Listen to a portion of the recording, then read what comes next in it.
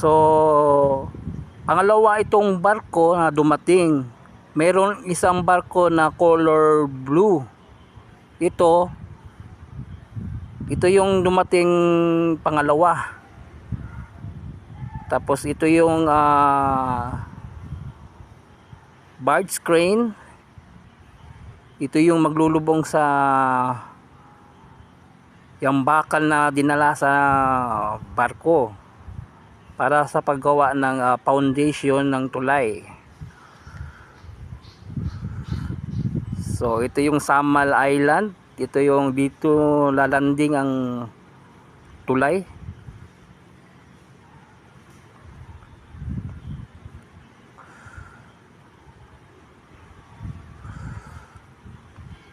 So this is more improvement. Kasi dito na naman sila gumawa ng foundation dito banda sa may Davao area.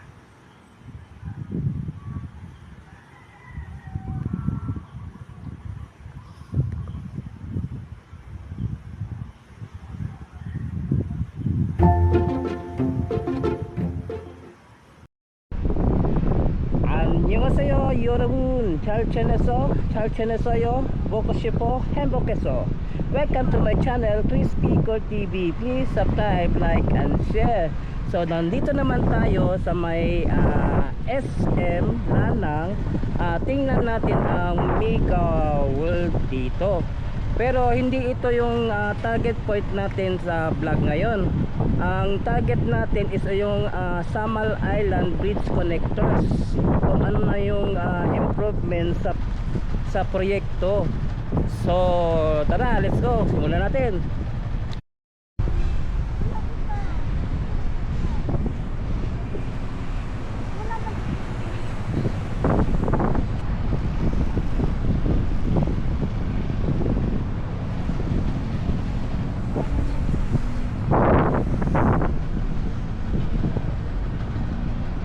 So nandito tayo ngayon sa may likod ng SM Lanang.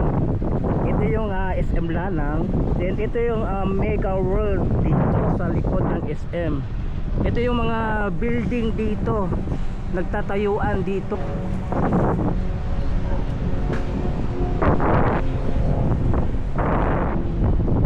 At meron pa doong mga building nagtatayuan doon.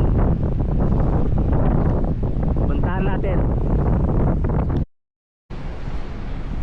So ito yung building, no, patuloy ang pagtatrabaho dito, pag-construct.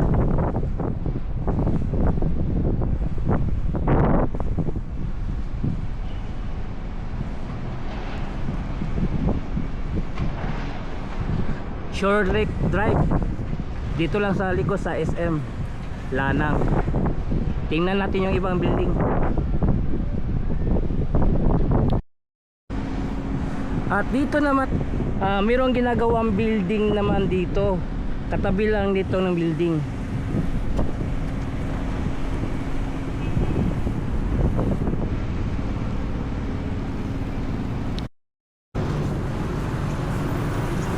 Ito naman yung ang LPDHI, isa itong hospital dito. Then ito naman yung building dito. Pinatayo yung last na building doon, inaayos, kinoconstruct. Ang swerte talaga ng SM Lanang kasi maraming mga building resident dito palibot niya. So pagbaba mo sa building, sa bahay mo, malapit na lang yung shopping mall. Ito yung SM Lanang.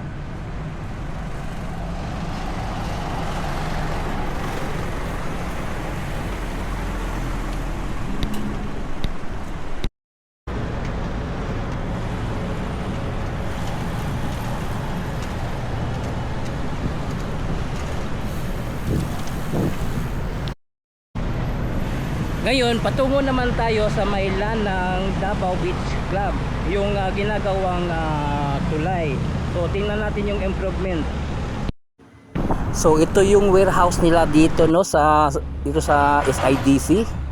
Then nakikita natin dito yung warehouse dito is na-demolish na.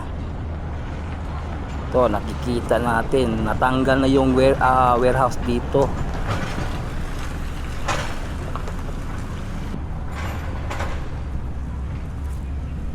So na-demolish ang bodega dito.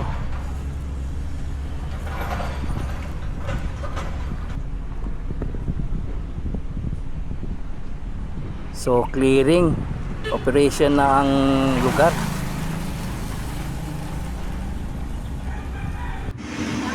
At dito naman banda, nagsimula na rin sila sa paghukay para sa foundation ng tulay.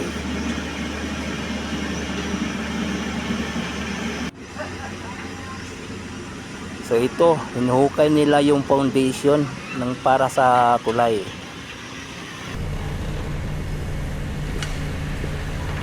Ito yung lugar.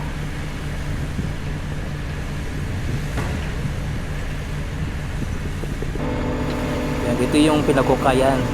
Ito may nilagyan ng set pile para sa foundation ng tulay. Then dito may mga stock ng mga bakal dito banda. Ito yun.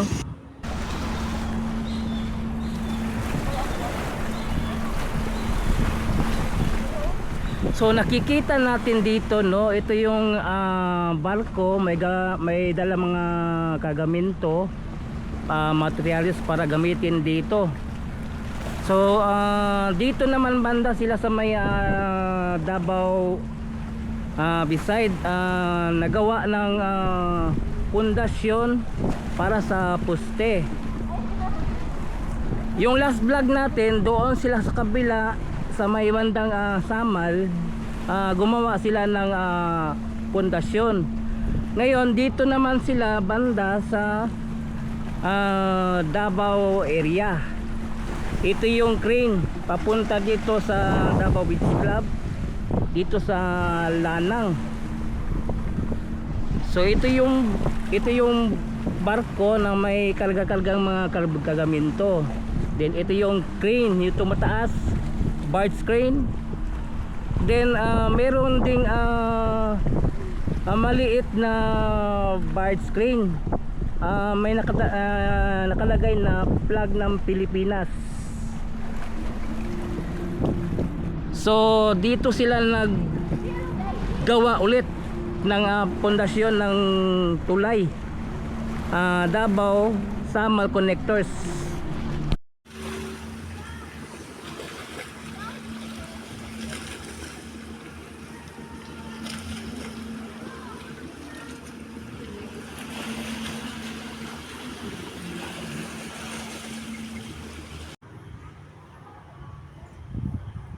At dito banda nakikita natin itong yung may karga-kargang mga materyales. Merong mga bakal, may mamahaba, meron ding maliliit, at meron ding mga papayat at mahaba na bakal.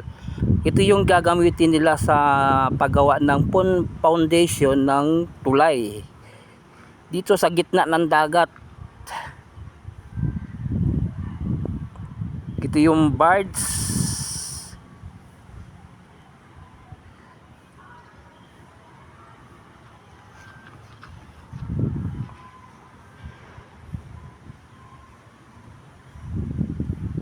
So pangalawa itong barko na dumating.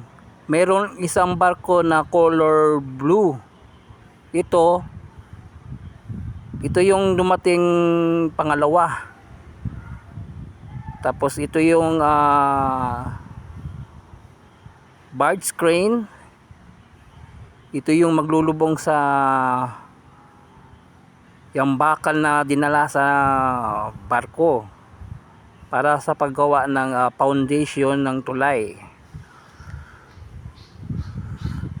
So ito yung Samal Island. Ito yung dito lalanding ang tulay.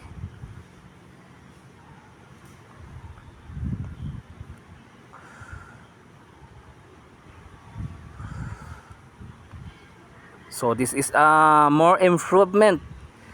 Kasi dito na naman sila gumawa ng foundation dito banda sa may Davao area.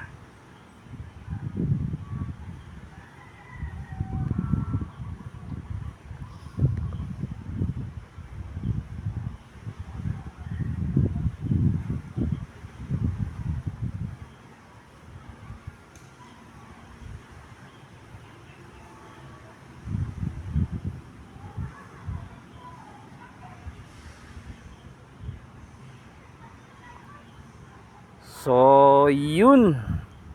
So more improvement sa proyektong dito.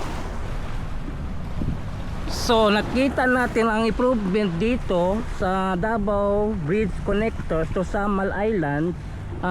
So another pundasyon dito beside sa may Davao City area.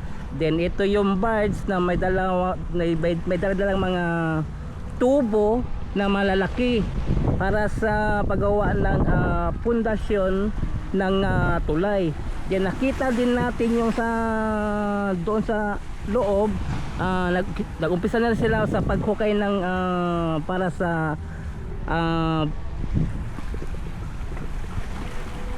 sa poste sa pundasyon ng tulay. So yun, nakita natin yung lahat ng So yun, please subscribe to my channel Chris Picor TV. I-follow po ang ako ang Facebook page Chris Picor FB. So thank you for watching. Kamsahamnida, anyong, and God bless you all. Sarangheyo.